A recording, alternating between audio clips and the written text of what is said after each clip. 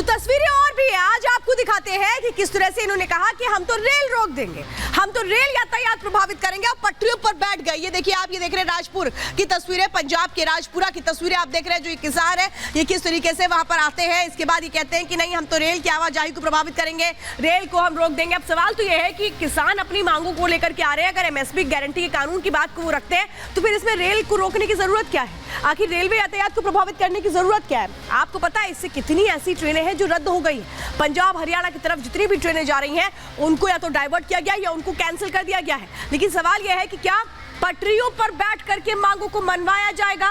क्या ये दबाव की राजनीति नहीं है? सवाल तो यह है कि मांगे अगर एमएसपी की हैं तो फिर ये रेल रोको अभियान क्यों शुरू किया जाता है? पंजाब की तस्वीरें आपने देखी, चलिए जरा हरियाणा की तस्वीरें देख लीजिए। ये देखिए, आप सिरसा की तस्वीरें देख रहे हैं जहां पर आप देख रहे हैं किस तरीके से बड़ी संख्या में ट्रैक पर ये लोग बैठ गए आकर के। कोई भी गाड़ी नहीं निकलेगी, कोई भी ट्रेन नहीं निकलेगी। देखिए पटरियां देख रहे हैं आप, इन पटरियों पर ये लोग बैठ गए। ये कह रहे हैं नहीं हम तो इसी तरीके से अपने आंदोलन को आगे बढ़ाते रहेंगे। लेकिन आपको पता है एक तरफ ये आंदोलन आगे बढ़ रहा है, ये आंदोलन एक तरीके से कैसे ये लोग आकर के बैठ गए हैं रेल की पटरियों पर।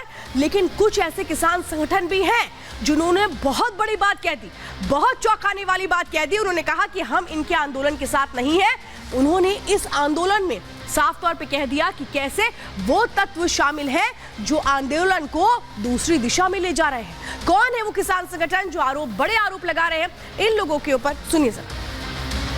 हमारा कोई भी ऐसे जो उपद्रव कर रहे हैं दिल्ली में, कि दिल्ली के चारों तरफ रोडों को जाम कर रहे हैं, हाईवे जाम कर रहे हैं, बैरियर तोड़ रहे हैं, हम ऐसे लोगों का विरोध करते हैं, हम इनका बिल्कुल भी साथ नहीं देते हैं।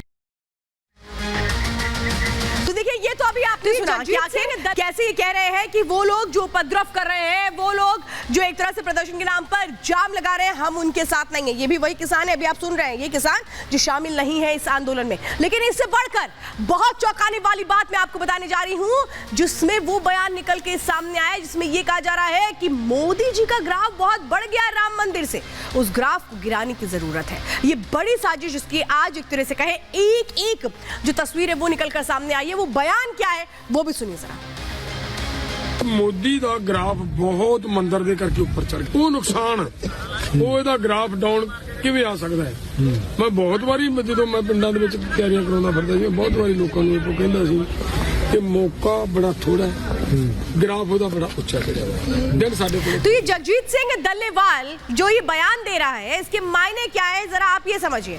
इन्होंने अपनी जो दर्द है उसको तो बयां कर दिया है, लेकिन इसको एक तरह से गहराई से समझने के लिए आपको जानना होगा कि आखिर इसके पीछे की मंशा क्या है।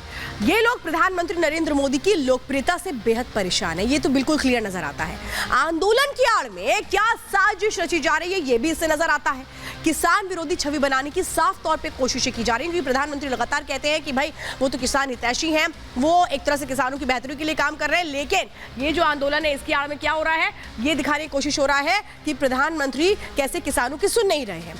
चुनाव से पहले माहौल को कैसे एक तरह से बिगाड़ने की क्या कोशिशें हो रही हैं वो मंशा है, वो भी नजर आता है उस बयान में जो भी आपने सुना। मोदी के खिलाफ किसानों को भड़काना मकसद है, ये भी इस बयान से साफ नजर आ रहा है। मोदी के खिलाफ भ्रम की स्थिति बनाना मकसद है, क्योंकि प्रधानमंत्री नरेंद्र मोदी हमेशा ये कहते रहे हैं कि बजट में भी किसानों का ख्याल है, उनकी प्राथमिकताओं में भी किसान है और किसान के लिए खुशहाली के लिए जो कोशिशें हैं वो सरकार उठाती रही है, करती रही है। लेकिन ये जो भ्रम की स्थिति है ये कौन बना रहा है? इसी आंदोलन के जरिए बनाने की कोशिश हो रही है। यानी कैसे पूरे आंदोलन की स्क्रिप्ट इर्द गिर्द घूमती है प्रधानमंत्री के लोकप्रियता के इस ग्राफ के मद्देनजर जो यहां पर खुल करके अब सामने आ रहा है। लेकिन कैसे हरियाणा के मुख्यमंत्री मनोहर लाल खट्टर ने इन लोगों को करारा जवाब दिया है जो एक बहुत बड़ी साजिश रच रहे थे, जो खुल करके सामने आ गई है। क्या जवाब दिया है मनोहर लाल खट्टर ने? सुनिए जरा। सीधा सीधा पॉलिटिकल एक स्टेटमेंट है ये, और पॉलिटिकल स्टेट में इस प्रकार से कोई एक प्रदर्शन करके और वो भी एक इस प्रकार का खतरनाक दृश्य बना करके उस प्रदर्शन करने से क्या जनता मोदी जी से दूर हट जाएगी? बल्कि ये तो उसमें और बढ़ा रहे हैं। तो आपके मन में भी भी ये सवाल हो रहा होगा कि एक तरफ सोचिए फसलें तैयार हैं, फसलों को काटने का वक्त आ गया है, फिर ये किसान आंदोलन क्यों कर रहे हैं? आखिर क्या इनको आंदोलन का समय मिल चुका है? जो फसलें इन्होंने साल भर एक जिसको बोया, मेहनत की, क्या उसका कोई भी ख्याल नहीं है? अब वो जो सवाल जो आपके मन में उठ रहे हैं वो यही होंगे, आंदोलन के लिए आखिर इतना पैसा कहां से आता है, ये फंडिंग कहां से होती है, सवाल ये है। तो दूसरा सवाल जो आज सबकी जुबान पर है, जो चर्चा का विषय, वो ये कि क्या आंदोलन में शामिल सभी लोग किसान हैं? क्योंकि अभी आपने सुना कुछ किसान संगठन कह रहे हैं कि हम इस तरीके के आंदोलन में शामिल नहीं होंगे क्योंकि इसमें उपद्रवी तत्व है। तो क्या वो अब हिस्सा बन चुके हैं इस आंदोलन का? सिर्फ पंजाब के किसान संगठन ही मैदान में क्यों है? क्यों नहीं पूरे देश के किसान एकजुट हो गए? क्योंकि अगर इतना बड़ा मामला तो फिर तो पूरे देश के किसानों को एक साथ होना चाहिए था, लेकिन ऐसा नहीं है। सवाल यह भी है कि प्रमुख किसान संगठन आंदोलन से दूरी बनाने में ही क्या अपनी बेहतरी समझ रहे हैं? तो सवाल यह भी उठता है कि आखिर अब किसानों के प्रदर्शन को क्यों उग्र बनाया जा रहा है? कौन है वो लोग जो चाहते हैं कि किसानों का नाम बदनाम हो जाए? कौन है वो लोग जो किसानों के कंधे पर बंदूक रख के अपने मकसद को पूरी कर रहे हैं? लेकिन अब समझिए वो एक आम आदमी जो अपने घर से निकलता है अपनी रोजी रोटी के लिए, वो बच्चे जो स्कूल में पढ़ते हैं, उनके एग्जाम्स आ चुके हैं, उनको एग्जाम देना है, अपने भविष्य को बेहतर बनाना है, इनका भाई क्या कसूर है? इनकी ये क्यों आखिर एक तरह से कहे परेशानी झेले? अब सोचिए जो छात्र है वो कितना परेशान है। वो कह रहा है कि हम एग्जाम कैसे दें। ये साफ तौर पे कल कह दिया गया था कि जो सीबीएसई के जो स्टूडेंट्स हैं वो कम से कम मेट्रो का इस्तेमाल करें। सोचिए जो बच्चा पढ़ने जाता है, स्कूल में होता है, जब एग्जाम होते हैं तो कितना टेंशन होता है। वो अपने पढ़ाई पर ध्यान दे या इनके जाम पर ध्यान दे? आप समझिए यात्रियों को ट्रेन पकड़ने में कितनी परेशानी आ रही है, और ट्रेनें जो चल रही हैं वो कितनी धीमी रफ्तार चल रही होंगी क्योंकि ट्रैक पर तो किसान बैठ गए। वेस्ट यूपी में कई ऐसी ट्रेनें हैं जिनको कैंसिल कर दिया गया है। राजस्थान, पंजाब में जो ट्रेन के रूट्स है उनको भी बदला गया है। आम आदमी घंटों जाम का सामना करके ऑफिस में से अपने घर पहुंच रहा है, घर से ऑफिस जा रहा है। मुझे लग रहा है कि जो लोग इस वक्त शो देख रहे होंगे वो भी ये बात कह रहे होंगे कि हाँ, आज तो हमें इतना वक्त लगा घर पहुंचने में, ऑफिस जाने में इतनी दिक्कतें हो रही हैं। इसीलिए सवाल है भाई, आम आदमी का क्या कसूर है?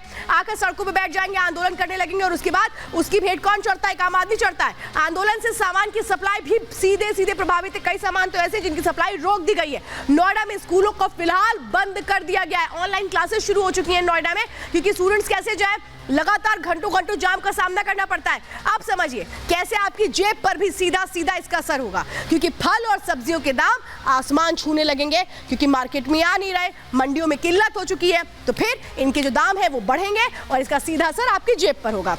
सामान के दामों में इजाफा होगा क्योंकि ट्रक्स चल नहीं पा रहे हैं। अब ऐसे में एक आम आदमी यही कह रहा है कि हम परेशानी भी झेले, अपनी जेब पर भी बोझ झेले।